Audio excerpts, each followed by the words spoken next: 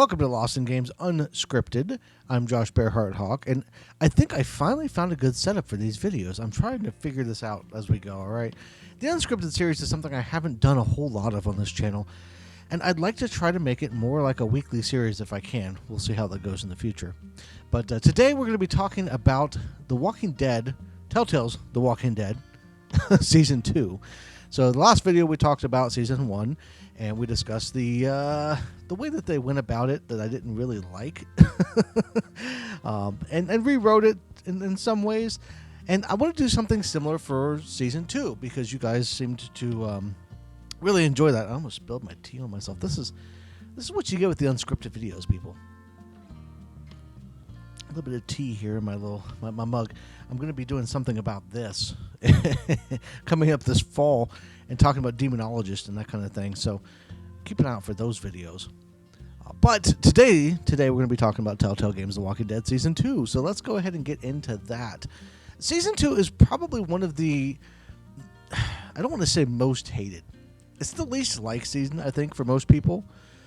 People who like Season 1 and don't like Season 3 will hate Season 2 even more, usually. And so I want to talk a little bit about why that is, why people don't like Season 2, what the problems with it are, and maybe even get into a little bit of rewriting and what I think they should have done with Season 2. So first of all, Season 2, the overall story of it, if you're not familiar, is following Clementine. So in Season 1, she was the... not the protagonist. She was just a character that Lee was protecting, right? But in Season 2, she becomes the playable character. And we start off following Omid and Krista. Omid gets killed in the first few minutes. And then Krista goes disappeared, maybe gets killed, not really sure. Before we wind up meeting the cabin group and then going on to House Hardware and Carver and then winding up getting through that and I think you're seeing a pattern here. There's a lot that happens really fast. The pacing in Season 2 is terrible. That's probably one of the worst parts about the entire thing, is that you don't really get a minute to sit down and really catch your breath as you're going, because from the get-go, it's just go, go, go, go, go. And when you finally get to a place like House Hardware, and you think, okay, we're at House Hardware, we're going to spend the season here. Well, then they upend that. Basically, in one episode, you get rid of the guy that seemed like he was going to be the big bad guy for the season. And then you wind up with the Kenny versus somebody loop. And what I mean by that, basically, is that Kenny is... At first, it looks like it's going to be Kenny versus Luke. And it's kind of like... people call it Finding Clementine's New Lee. And I never really saw it like that.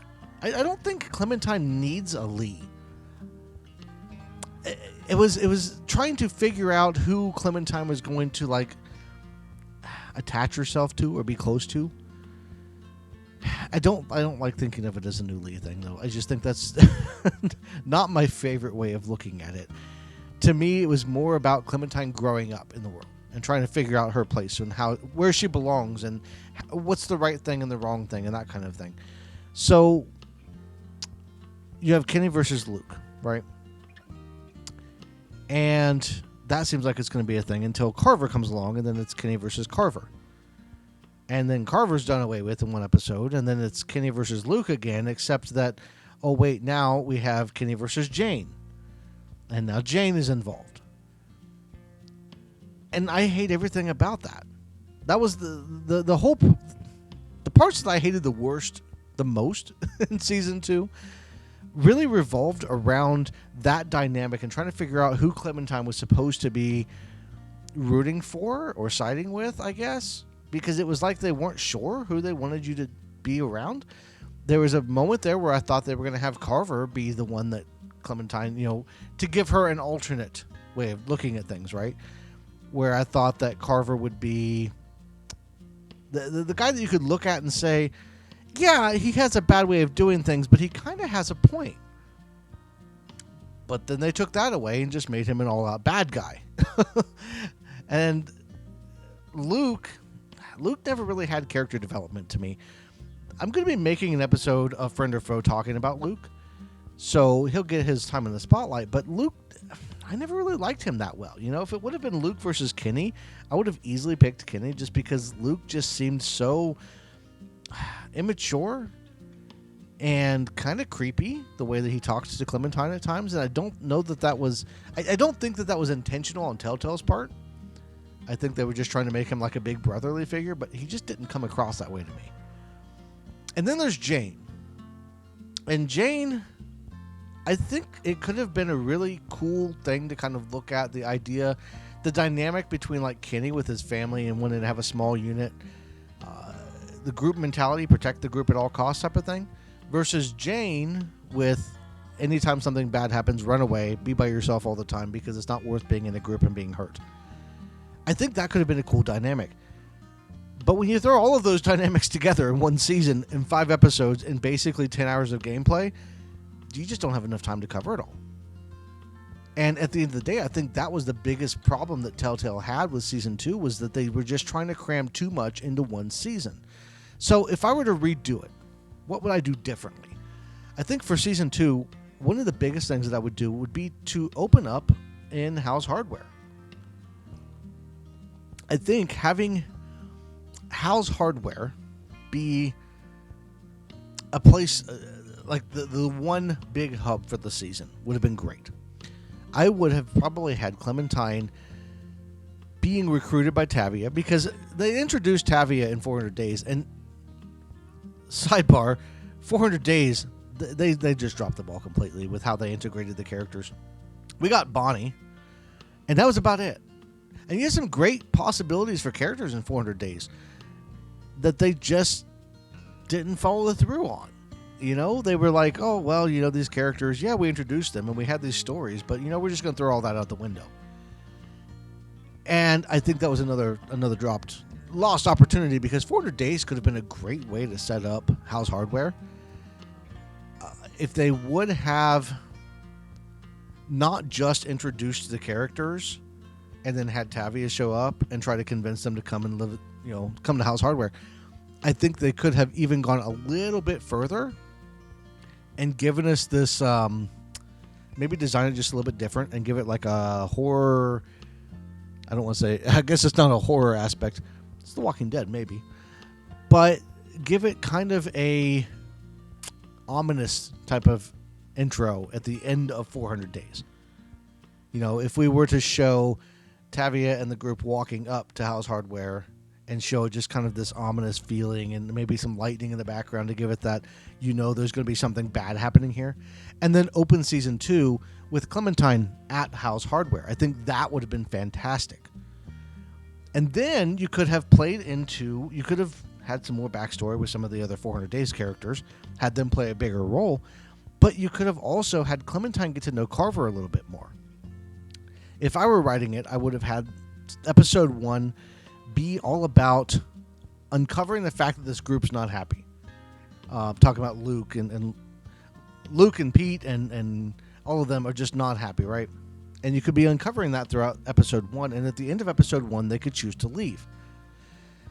And then maybe you could even have Clementine either choose to leave with them if she wants to side with them, or to say, well, actually, Carver's got a pretty good setup here. There's food and medicine. What the hell are you guys doing? And decide to stay.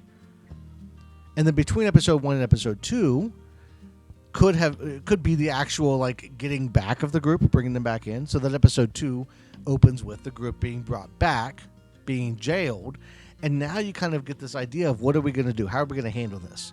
And you're jailed with them if you're Clementine, and maybe you're unhappy about the fact that you had to come back. And if you're not jailed with them, if you didn't leave with them, you are with Carver, and you're having to decide how to punish them, and maybe talking things through with him, and maybe you could influence how he approaches the group and how he acts with everybody, right? So that would be kind of cool. And then, episode 3, you could bring in Kenny. Tavia's still out scouting. She winds up running into Kenny and Sarita and deciding to bring them back. And now you have to decide, do you want to side with Kenny? You know, you get to meet him again, you get to talk to him, get to know him. He doesn't like Carver from the get-go, so now you got to figure out, well, I've been getting close to Carver and he's got some good points, but now I've got Kenny here and he's got some good points. And then you could have played that up really, really strong in episode 4, episodes 3 and 4, really, getting to know Kenny, and then trying to figure out who you want to side with. And then episode 5 could have been the penultimate, who are you going to go with? And you could have ended episode 4 or episode 5, ended the season, either siding with Kenny, maybe killing Carver and leaving the compound and winding up at Wellington. The same thing we had before, right? Or you could side with Carver, in which case Kenny gets killed. And maybe you didn't know that Kenny was going to get killed if you sided with Carver. You know, that could be the downfall. You know, maybe you side with Carver because you think, well, he's got the best ideas and he's not a bad guy. You know, he hasn't done anything too atrocious yet. But then the minute you side with him, he kills Kenny in like the most brutal way. And then you could be like, oh shit. And that would be how you would figure out that, like, okay, Carver's not a good guy. And that's how you could explain Clementine kind of leaving after season 2. There could be a whole backstory later on for like how House Hardware fell if you didn't go with Kenny. That way you could have the Wellington ending. You could have staying at House Hardware. You could still have characters like Jane and that kind of thing. I wouldn't want to have them be options. You know, Jane and Luke, that kind of... I would want them to be just characters as part of the season. And maybe that side, you know, maybe they side with or against Carver or with or against Kenny. But and that dynamic could be in there. But I really think in order to make the season work well, you need to have two people that kind of can go against each other and play off of each other that aren't necessarily 100% easy to tell whether they're right or wrong. You know, if we look back at season 1, there's a lot of things where you can argue against or for Kenny and Lily when Lily was part of the whole thing, and Lee and how you approach things as Lee. And I think that season 2 was sorely lacking of that. Not to mention moving around and not having a clear goal. You know, what's the goal in season 2? Season 1, the goal was to make it to Savannah and get a boat. That was Kenny's stated goal for a long time. So that was always what everybody was working towards. Season 2, there's not really a stated goal. Each episode has its own goal.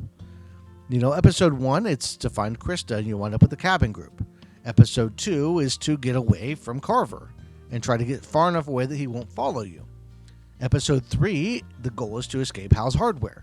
Episode 4, the goal is to find a safe place for the baby to be born for AJ. Episode 5 is to side with either Kenny or Jane. Like, that's really where the whole thing goes. And it's frustrating because if you had that overarching goal, staying at House Hardware the whole time and then having your goal be, okay, we want to have a good society, we want to have a good group here. What's the best way to go about that? Is it with or without Carver? Is it with or without Kenny? You know, how do we handle that? I think if that were put in there, it would have made things a little bit more interesting, would have been a lot more fun to play through. And I think it would have been a better overall season. It would have been received better by the fans because at that point, you're building the characters, you have time with them, you get to know them. Because you got to think, you're introducing basically an entirely new cast. You know, at the end of season 1, the only cast that you for sure have left is Krista and Omid. And that's a problem with the writers. You know, they could have kept Ben. They could have kept, I don't know who else could have been kept around really, but at least Ben with Krista and Omid. You could have had a little bit of a group continue on, and that could have been interesting. Maybe all of them wind up. Maybe Krista, Omid, Clementine, and Ben all wind up at House Hardware.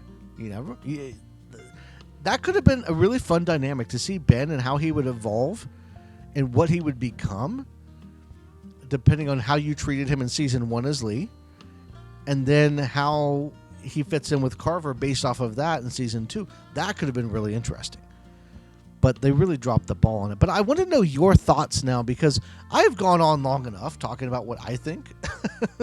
And while this series is about that kind of stuff, it's also about what you guys think. And I want to know, what do you think of my ideas for season 2 or what I think should have happened? And what are your ideas for season 2? And not saying that Telltale will ever make a season 5, or that they'll ever see this series or this video. But who knows? Maybe all of the things will come in and they'll start to like look out and see, what the fans want to see and make something that would be a little bit more fun for season 5. I don't know where it's going to go, but we can dream, right? That being said, that's really all I have. I want to thank you all for watching and thank you all for being around. We just hit 5,000 subscribers. We're rolling closer to 6,000 subscribers. We started on the Wolf Among Us, covering that recently, and that's been a lot of fun. Although YouTube has not been showing that series as much, so those videos aren't being viewed hardly at all. So if you're watching this and you haven't seen those ones, go check them out. Even if you don't like the Wolf Among Us, there are. I didn't think I was going to like it either, and it has actually been a lot of fun. I've been enjoying that series a lot. And not just like playing it, but also writing the episodes and stuff. I've been having a lot more fun with them. And I want to continue to do that moving forward with the Philosophy and Ethics series. You can join as a member or a patron over on Patreon. Those things are always appreciated because you help me keep the lights on, and you help me with setups and doing different things and playing different games and that kind of thing. So it's always appreciated if you decide to do that. You can get your name on the screen, early access, behind the scenes stuff, things like what I was talking about earlier. I've got some special stuff that I've done. I went to the Trans-Allegheny Lunatic Asylum earlier this year. I recorded some stuff that I'm going to be putting up for specifically members and patrons, at least first, well in advance, if not exclusively, depending on how I want to go about doing it. So that'll be a lot of fun when we get into spooky season, which is my favorite time of year. It's coming up in like 2 months now, so keep an eye out for all of that stuff. That's all I got. I want to thank you all for watching. Everybody have a great rest of your day, and I'll see you in the next one.